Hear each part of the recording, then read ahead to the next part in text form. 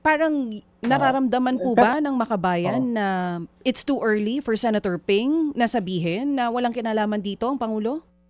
Definitely premature. At ako nga, parang kinokondisyon na ang publiko na tanggapin yung conclusion na yon na walang kinalaman ang Pangulo. Ano ang basis niya para sabihin yun? Ang basis, kung pakikinggan natin yung interpellation niya kahapon, ay merong spekulasyon si Senator Ping. Sinasabi niya, kasi nakita daw namin may 3 items na vinito ang Pangulo doon sa mga insertions.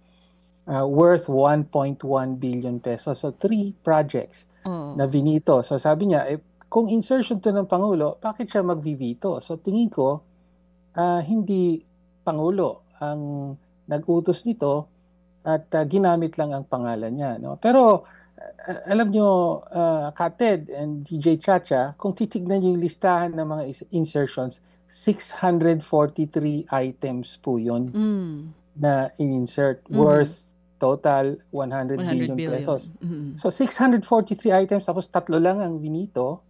Pwede mo namang sabihin na pwede na bang gawing batayan yun para sabihin na ay wala talagang kinalaman ng Pangulo dito. Samantalang napakaliit na bahagi lamang yun nung kabuuan.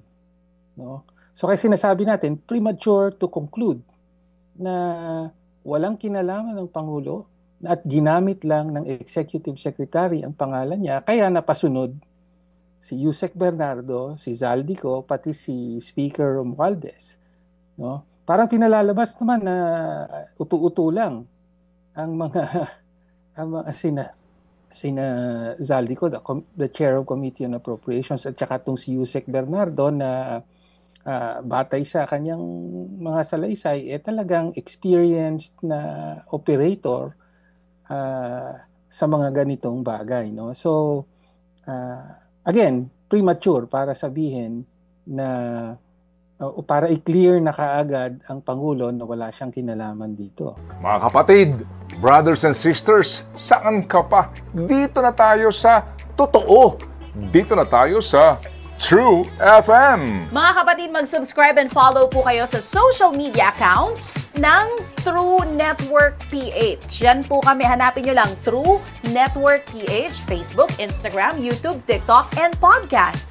Mapa Apple or Spotify man yan, mahahanap nyo kami. Lahat ng mga napapanood at napapakinggan nyo po sa programa, nasa social media accounts namin yan. So, paano mga kapatid? See you sa social media!